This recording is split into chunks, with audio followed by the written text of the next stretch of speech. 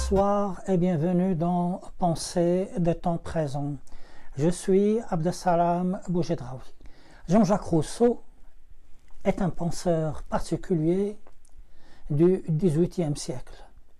Toute sa vie, il sera calomnié, traqué, pourchassé par les autorités suisses, mais de même par d'autres penseurs, d'autres philosophes, tels que les philosophes de l'encyclopédie. Tout cela à cause de ses idées. Jean-Jacques Rousseau était en fait un homme simple. C'était un homme qui n'aimait pas trop les richesses, il n'aimait pas le luxe, il détestait les apparats, il n'allait presque jamais à Paris dans ses réunions mondaines. C'était quelqu'un qui préférait en réalité flâner dans la campagne. Il n'aimait pas ni l'opéra ni le théâtre, il préférait plutôt des fêtes conviviales. Et j'ai dit qu'il était calomnié. On a dit de lui que c'est un malfaiteur. On a même dit de lui que c'était un fou qui devait avoir une place légitime à Sainte-Anne. Sainte-Anne est un hôpital psychiatrique parisien.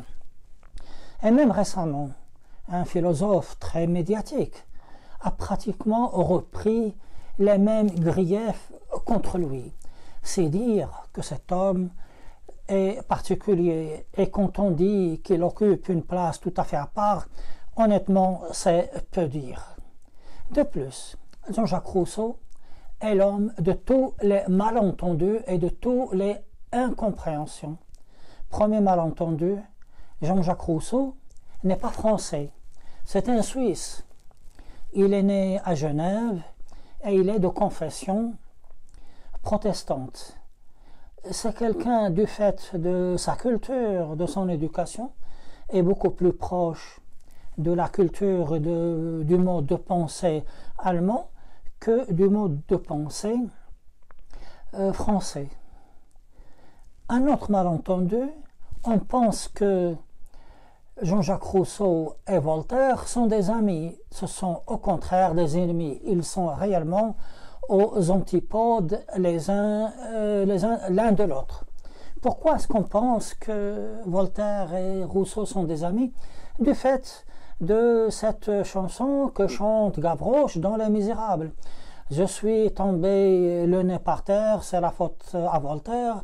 Je suis tombé dans le ruisseau, c'est la faute à Rousseau, ou quelque chose comme ça. Moi, je ne me rappelle pas très bien de ce que Gavroche disait, mais quoi qu'il en soit, à cause de ce chant, beaucoup pensent que Voltaire et Diderot et les autres étaient des amis. Non, c'était des ennemis.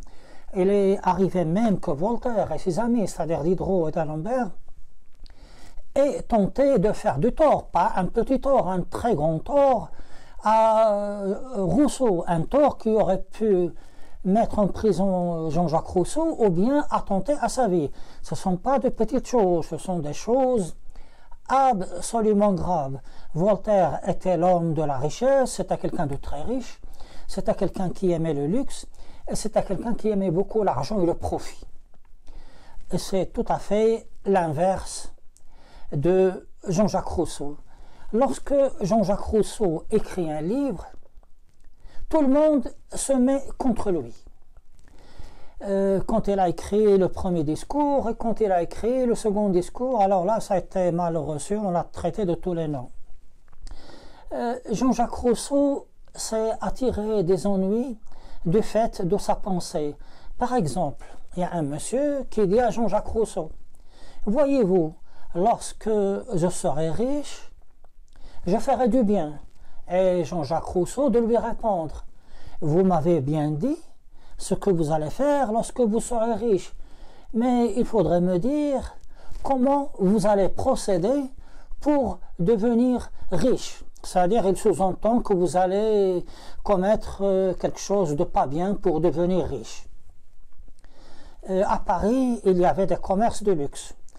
Et bien sûr, il y avait également la misère. Alors, les gens qui tenaient ces commerces de luxe, qui vendaient des bijoux, qui vendaient des meubles de luxe, etc., ils avaient cet argument.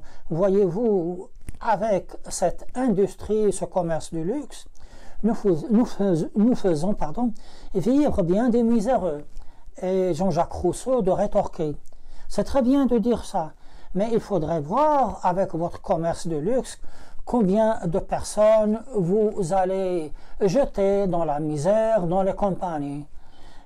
Quand on dit ça à des gens qui sont très heureux de vous dire que nous faisons du bien, vous vous en faites réellement là des ennemis. Et même si Jean-Jacques Rousseau était quelqu'un de proche de la religion chrétienne, ce qui l'oppose bien évidemment de Voltaire qui ne l'était pas, et qui était un motif supplémentaire de grief contre Jean-Jacques Rousseau, même les gens de l'Église en Suisse se mettaient contre lui.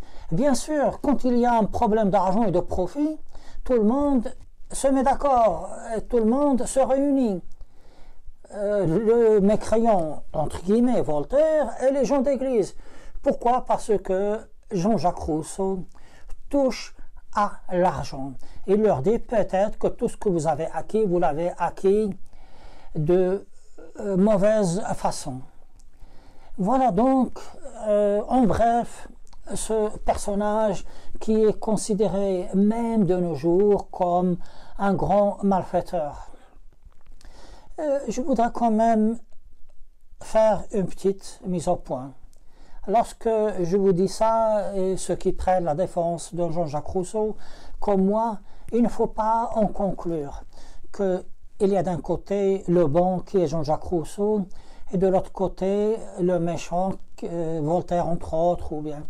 Vous savez, Voltaire a fait preuve d'un certain courage en défendant le chevalier de la Barre, en essayant de réhabiliter sa mémoire, et vous savez son engagement dans l'affaire Calas. Ça, d'un côté. D'un autre côté, les gens qui sont pour les pauvres, qui sont contre les richesses, une fois qu'ils font la révolution, ils font des horreurs. Vous savez, après la Révolution française, il y a eu ces massacres, ces assassinats de septembre, il y a eu les assassinats de la Vendée qui étaient faits, qui était accompli par ceux-là même que probablement Jean-Jacques Rousseau défendait. Attention, il ne faut pas jeter la pierre à Jean-Jacques Rousseau. Ce que je voudrais juste dire, c'est qu'il ne faut pas trancher et dire qu'il y a d'un côté les bons et d'un autre côté les méchants. C'est tout ce que j'avais à vous dire sur ce personnage pour que vous puissiez le connaître un peu plus. Prochainement, je vais vous exposer sa pensée politique. Sa pensée concernant l'éducation des enfants, ce sera pour une autre fois. Donc, à bientôt et je vous remercie pour votre patience et pour votre écoute.